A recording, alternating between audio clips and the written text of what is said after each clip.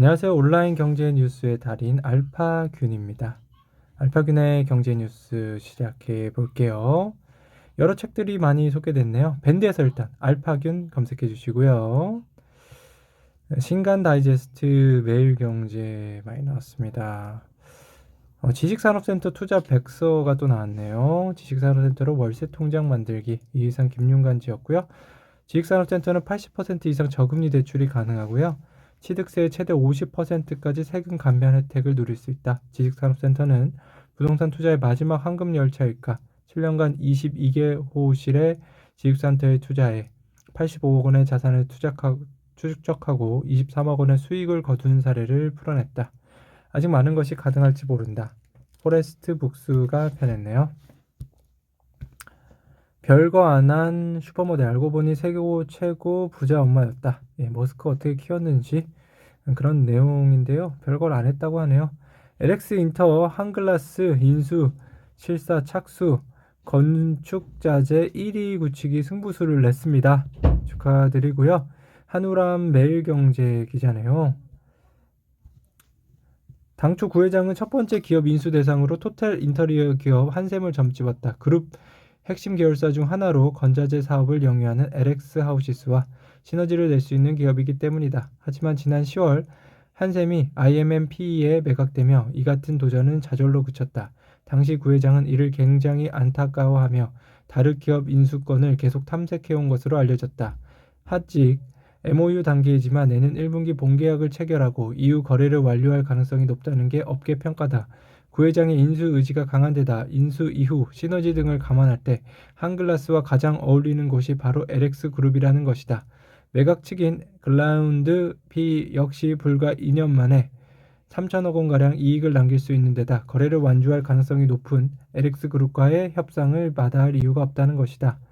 구회장은 올해 5월 LX홀딩스 출범사를 통해 평생을 비즈니스 현장에서 변화를 숙명으로 받아들이고 살았지만 새로운 도전은 항상 쉽지 않았다며 그러나 변화를 두려워하지 말고 우리가 가진 1등 DNA를 LX 전체에 뿌리 내리자고 역설한 바 있다. 그러면서 그는 LX의 핵심 가치인 연결 미래 사람을 통해 지속가능한 미래로의 연결을 이루고자 말했다.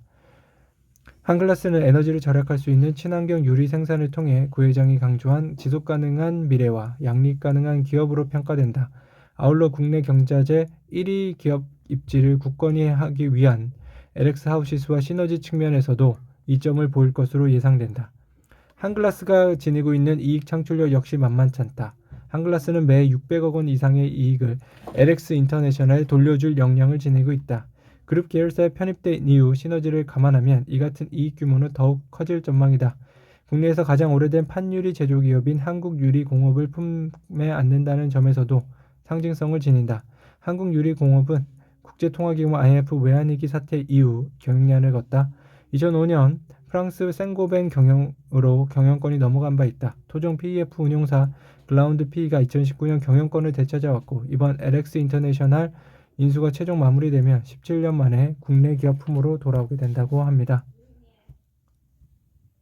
주변 반대에도 인수 강행했더니 강남 사모님들 믿고 사는 브랜드 됐다고 하네요. 바로 강영훈 매일경제 기자인데요. 한섬에 대한 얘기입니다. 현대백화점 그룹의 인수가 됐었죠. 인수합병 소식을 이제 중점적으로 전해드리려고 하니까요. 여기 한번 보십시오. 10년 만에 3배로 큰 한섬 매출 4,900억 영업이익 710억 원 임직원 수 972명이었는데요. 지금은 1조 4천억 원 영업이익 1,600억 원 임직원 수 1,381억 원으로 많이 늘었네요. 온라인 매출 비중도 많이 늘었고요. 네.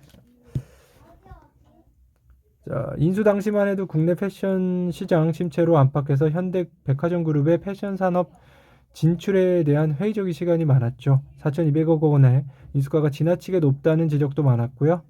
인수 후 매출이 3년간 2012년 4,963억 원, 2013년 4,708억 원, 2014년 5,248억 원 제자리 걸음을 하면서 부정적 여론에 더욱 힘이 실렸죠. 2012년 710억 원이던 영업이익은 2014년 456억 원까지 뒷걸음질했고요. 한섬은 위기의 승부를 걸었습니다. 터프한 조직인 현대백화점과는 다른 한섬의 섬세한 조직 문화를 발전시키는 방향으로 지원했죠. 230명이던 디자이너 인력을 약 2.5배 늘려 프리미엄 이미지 구축에 집중하기도 했고요. 한섬의 가장 큰 핵심 자원은 인재라는 기치를 유지하면서 인수 당시 572명이던 직원은 지난해 1389명으로 2.5배 늘어났고요. 지난해 매출 역시 1조 2천억 원으로 2배 이상 증가했습니다. 신규 브랜치 론칭, 기존 브랜드 리뉴얼 등도 회사 실적 향상에 힘을 실었습니다. 고급화라는 한섬의 성공 키워드 중 하나인데요. 한섬은 현대백화점 그룹에 편입된 이후 대대적 투자를 받으며 브랜드 고급화를 위한 브랜드 리뉴얼을 진행했습니다.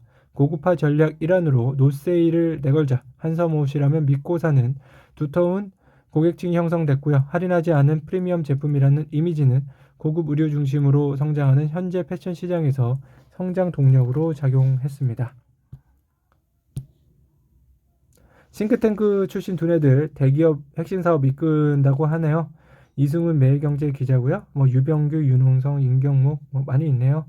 다들 축하드리고요. 앞으로 기대됩니다. 김영철의 철학경의 후계자를 잘 뽑아라 라는 내용입니다. 당연한 얘기죠. 김영철 서울경제 기자인데요. 네, 영업을 잘하는 법 이런 것들도 얘기를 해주네요. 그러니까 관심 있으신 분들은 한번 클릭해서 보시고요. 주주 행동주의에 끌려 나오는 운동기업들이 있다고 합니다. 한국경제 박이명 기자인데요. 네, 여러 가지 기업이 있는데 이런 점 때문에 주가가 바닥에 머물고 있는 BYC가 있습니다. 네, 주주 제한을 받기 전까지 시가총액은 2천억 원대였는데요. 투자 부동산 가치의 5분의 1도 반영하지 못하는 수준이고요. 태강산업은 주가 수익 비율 PER이 4.4배일 정도로 초저평가 상대고요. 한 자산운용 관계자는 이런 기업들은 저평가를 유발하는 요인 몇 개만 개선돼도 주가가 크게 오를 여지가 있다고 합니다. 자, 이외에도 여러 가지가 있어요. 더 읽어보시고요. 자, 트러스톤이 태강산업 지분 5.01%를 확보했다고 공시했죠. 앞으로 유익 있게 보시면 좋은 투자 기회가 또 있을지 모르겠네요. 주말이라서 그런지 조회수가 짱짱 많았습니다. 글로벌 대비 초라한 한국 상장 리츠 부동산 실제가치 반영 못한다. 아시아경제 기자였고요. 리츠 투자에 관심 있으신 분들 한번 보시고요. 퀀텀 점프 노린다. 투자자금 쓸어넣는 온투업계 아시아경제 기자였습니다. 예, 조회수 한 건이었고요. 미성년 최고 주식보호 800억 남매 증가율 톱은 학원 재벌가라고 합니다. 증감률이 많이 나왔고요. 아시아경제 기자였습니다. 네.